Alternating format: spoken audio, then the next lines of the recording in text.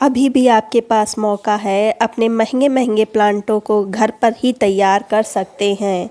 बस मैं जो कुछ सावधानियां आपको बताऊंगी उसको ध्यान में रख के आप भी अच्छे से कटिंग लगा सकते हैं। तो शुरू करते हैं। Hello, good morning. मैं हूं विभा तिवारी लखनऊ से। मेहास वंडरफुल गार्डन में आपका स्वागत करती हूं। तो खुद के तैयार हुए पौधों की बात ही अलग होती है। अगर आपको कहीं से भी कटिंग मिल जाए इन पौधों की तो ज़रूर लगाएं। और ये मौसम ही ऐसा है कि बहुत ही जल्दी रूट निकलती है।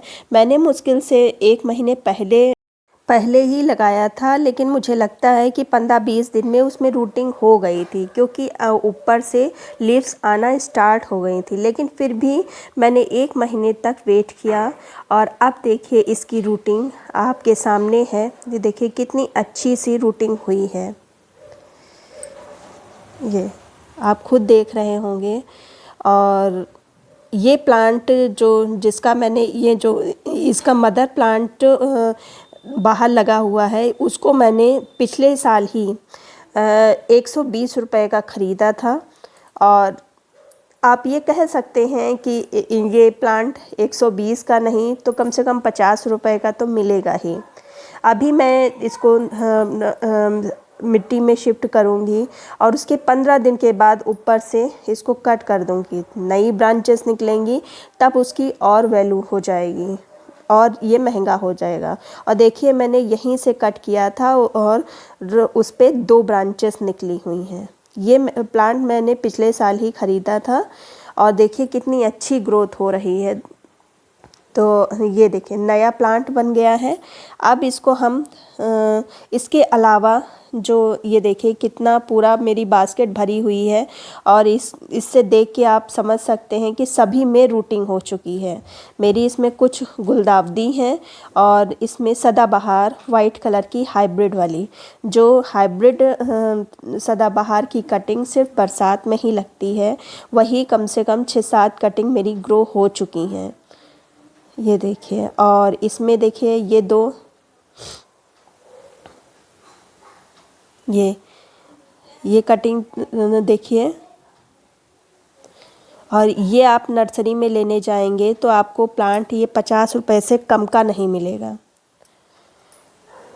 देखिए कितनी अच्छी रूटिंग हुई है और ये रिज़ल्ट मुश्किल से 15-20 दिन का ही है, क्योंकि मैंने चंपा लगाने के बाद 10-12 दिन के बाद इसको लगाया था।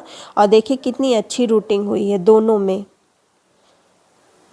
इसके अलावा ये सदाबहार, इसमें भी देखिए रूटिंग हो गई है, लेकिन रूट इसकी बहुत ही छोटी छोटी सी आई है।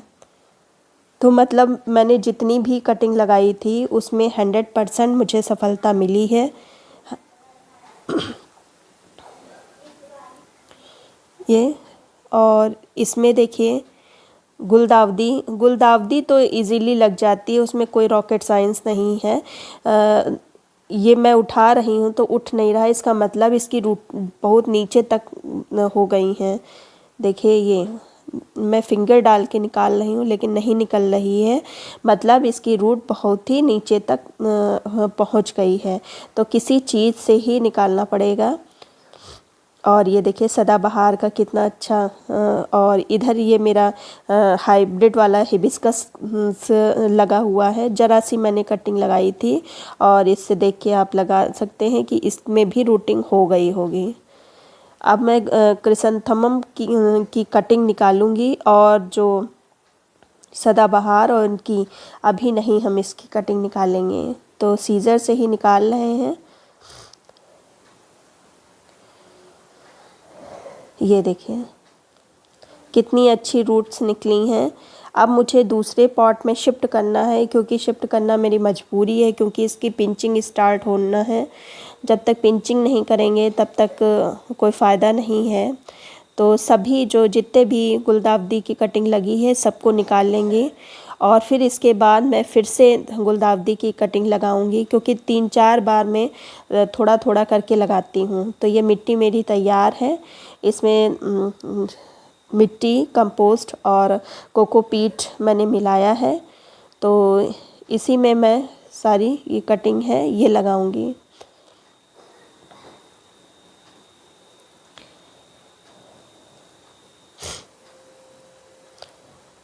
और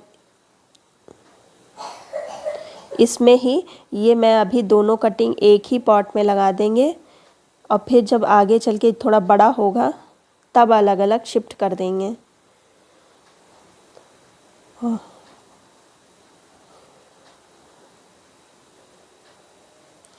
सही। इस मौसम में क्रोटन भी बहुत आसानी से लग जाता है। बहुत सारी ऐसे प्लांट्स हैं जिनकी कटिंग इस मौसम में बहुत ही अच्छे से लगती है। अगर और मौसम में लगाएंगे तो इतनी आसानी से नहीं लगेगा जितने कि इस मौसम में। मेरी बोगनविला की भी कटिंग लग चुकी है, लेकिन मैं अभी इतनी जल्दी उसको रिपॉट नहीं करूँगी जब तक कि उसकी जो रूट्स हैं वो स्ट्रॉन्ग नहीं बन जाती हैं। तो ऐसे ही मैं सभी पॉट्स में भर के जितनी भी कटिंग है उन सबको शिफ्ट कर लेंगे इसमें, क्योंकि रूट्स खुल चुकी हैं तो अब शिफ्ट करना ही ठीक रहेगा। तो ये देखिए मैंने शिफ्ट कर लिया। और सदाबहार की को मैंने अभी नहीं किया है क्योंकि अब मेरी मिट्टी ख़त्म हो चुकी है।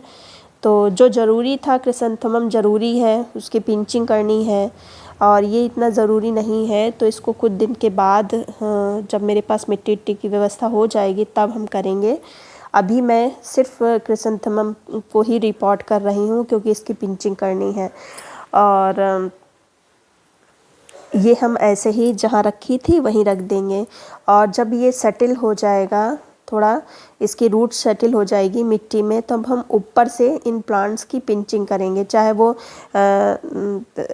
चंपा हो चाहे और भी प्लांट्स हों, जिससे कि नई नई सी ब्रांचेस निकलेंगी और पौधा घना होगा। चंपा में और ये जो सदाबहार हाइब्रिड वाला है, ये अगर आपकी कटिंग नहीं लगती है तो सैंड का इस्तेमाल करें। देखिए मैंने सारी कटिंग सैंड में ही लगाई है और 100% रिज़ल्ट मुझे मिला है। तो फिर शिफ्ट करने के बाद पानी देना बहुत ही ज़रूरी है। सभी को मैं पानी दूँगी और स्प्रे करके दे रही हूँ।